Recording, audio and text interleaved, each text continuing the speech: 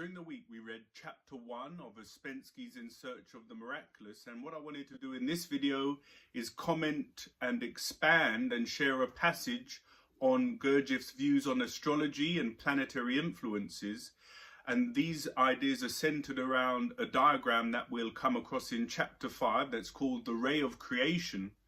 And it's a large part of the Gurdjieff work and his ideas, and so I wanted to comment on that early on because, again, it's a thread that runs through the whole book, so I'd like to share that with you in more detail now.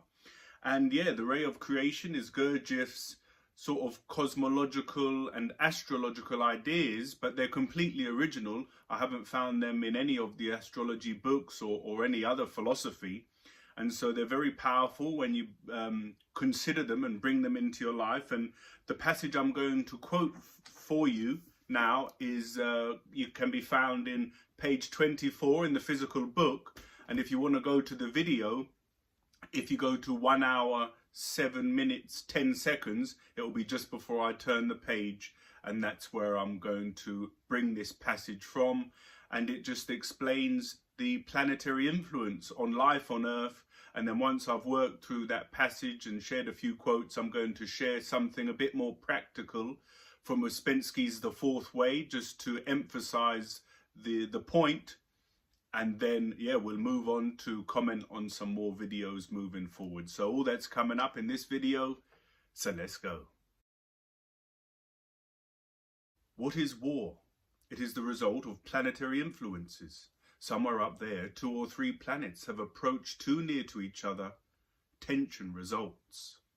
In the astrological textbook, I've actually done a video on books on astrology that you can find in the description if you're interested. But in the astrological textbooks, when planets come close together, close to one another, this would be called a conjunction. So if you were to look up in the sky and see, say, Mars and Jupiter in the same sort of portion of the sky, that's a conjunction. And that's what Gurdjieff's talking about here.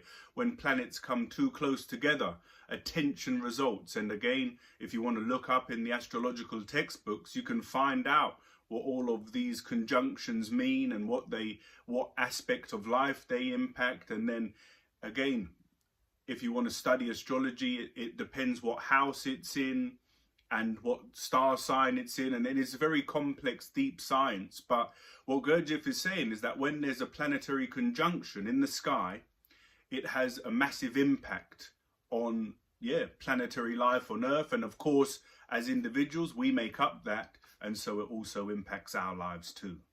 Have you noticed how if a man passes close to you on a narrow pavement, you become all tense? The same tension takes place between planets. For them, it lasts perhaps a second or two, but here on Earth, people begin to slaughter one another, and they go on slaughtering maybe for several years. The planets are completely impartial, of course. They have a different energy and time, and this is something that Ouspensky alludes to in this passage if you look closely, and it becomes a lot more detailed later on in the later chapters. Gurdjieff speaks about the different time for planets and humans, and also the different time for nature and humanity. And it's very interesting. And when you consider it deeply, you can see a lot more and understand a lot more about life on Earth. But here it says that, again, the impartiality. Let's just stay with Mars and Jupiter. They come together, they have a conjunction, and this causes a war on Earth. And again, these are subjective things. If you don't believe in astrology or are cynical, then you can say, oh no, it doesn't, it's just a coincidence. But anyone that believes that, will leave them to the side. I'm not here to argue with them. But in the astrological textbooks and in Gurdjieff's work, there is an energetic manifestation on Earth, and it can result in a war. It could result as some sort of natural disaster, an earthquake or a tsunami. And again, if you study astrology and can see these things occurring in the sky, you can point to them and say, that's what's causing this to happen. And Gurdjieff uses a practical example. When you're on the street and someone comes up close behind you, there's a tension. So you're aware that they're there, you're uncomfortable with them being there, and there's a sort of tension that results from that. So Gurdjieff uses that as some analogy to the planets connecting to each other. It seems to them at the time that they hate one another, or perhaps they have to slaughter each other for some exalted purpose, or that they must defend somebody or something, and that it is a very noble thing to do. They fail to realize that they are mere pawns in the game. And this sentence emphasizes again, in our minds and our lives and our attitudes and worldviews, we consider we have to go to war with these people because they're the other, they're the opposition, they're less than us, we deserve this, or whatever people are going to war for, whether it's land or some political reason or whatever. People in their minds paint a picture that it's noble, we have to do it because of this reason. They make up the reason, but what they don't realize is that it's just the planetary influences impacting planet Earth. And I just wanted to share this video with you just to emphasize Gurdjieff has these deep astrological, cosmological points of view, just so as we move forwards in the chapters, all of this will expand and more connections can be made and deeper understanding will result. But in reality, all their movements, all their actions are the results of planetary influences, and they themselves signify literally nothing. And in the next video I hope to do, it's along the lines of what we read earlier on in the chapter, that man can do nothing, everything happens, and I'm going to expand this out in another video coming up. But this passage that if there's an earthquake, it just happens. You can't do anything. You can't have any impact on the earthquake. Same like if there's an economic recession, it happens. There's nothing we can do. And Gurdjieff says, and I'll cover it in the next video, that in order to do, one has to be. We have to raise our state of consciousness and being in order to sort of, perceive these things, intuit. One thing you can study astrology, another thing you can observe closely political tides and certain world leaders and how they're speaking and sharing things in order to understand. And so now I want to just share a more practical side of this cosmology from The Fourth Way by Ouspensky, and this is from page 214, and again it's a more practical example of how the planetary influences impact our lives on Earth. Question: I still do not understand the influence of organic life between the planets and the Earth. Does it act in both directions? The answer: try to begin from what you can understand, and later your understanding will increase.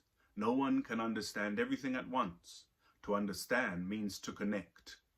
And this is a very general part of this answer from Ouspensky, and it's very important to keep in mind when we're working through In Search of the Miraculous that understanding means connections, and it's only when we progress through certain chapters that things make sense from previous chapters and all the threads can be tied together.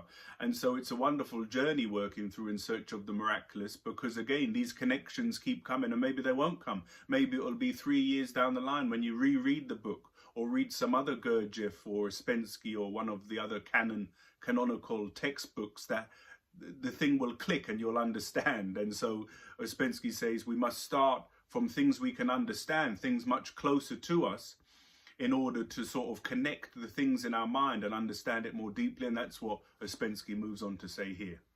Organic life transfers planetary influences to the Earth. We can see how organic life transforms influences coming from the sun and what a great part it plays in the structure of the Earth's crust. For instance, black soil is the result of earthworms, oil is the result of an agglomeration of fishes and sea organisms, coal is the result of forests. All of these are the results of organic life on Earth being influenced by the sun. And so I wanted to share this passage from The Fourth Way, because it not only does it bring in cosmology and the ray of creation, but it also brings a practical side and physics and biology also. So what I was saying before from the passage, Jupiter and Mars conjunct and they have an influence on the Earth, and this is very esoteric, astrological, and again you have to sort of want to go there in order to understand it more fully. Whereas this passage where he's saying the sun impacts organic life on Earth, it's a lot simpler to grasp, to understand. It's much more practical. If you read any physics or biology textbook, it will tell you how the sun influences the plants and flowers through photosynthesis, and they again go on to the animals eat them and we eat the animals, and it's all, Gurdjieff would call this reciprocal maintenance, which I think that term comes out in Beelzebub's Tales to his grandson. But here the sun influences the planet Earth through this, through the growing of nature and plants ultimately, and also the heat of the sun and the energy that it gives us, and the energy that it gives us through the food that we eat. If you're having a broccoli salad, the broccoli grew because of the sun, and we take in that food, and then that gives us the energy to move about and have our being and live our days. And the concept of food comes up later on as well. There's a very interesting food diagram, and all of these things come up throughout the course of the book. But I wanted to speak about the influences, Gurdjieff on astrology and the planetary influences, because it's a big part of all of the ideas that we'll come to, especially when we arrive at chapter 5 and discover the ray of creation diagram, and Gurdjieff lecturing and sharing his ideas on that. So that's what I wanted to share. Again, I did a video on books on astrology, and you can pick up any of these books to learn more about the planets, the constellations, the houses, and how that will impact our lives, depending on where we were born, at what time, in what part of the world. It's all interconnected, it's all one. And it's just very helpful to sort of understand, just like what we're going to learn and discover in Search of the Miraculous. We can learn about ourselves and our psychology, and we can also learn about the world and the universe.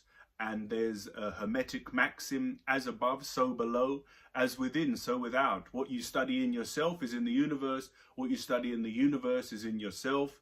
And this is a very esoteric way to say that In Search of the Miraculous can help you to understand organic life on Earth and our place in it, and what a good life consists of. Just like in Platonic philosophy, there's the idea of the good, and in Aristotelian philosophy, eudaimonia, the good life. All of these things come to make our lives better and to help us, interact and be one with nature and planet Earth. So that's what I wanted to share in this video. I'll have another video coming soon, hopefully, about how everything happens. We can do nothing, but there is a possibility to be able to do.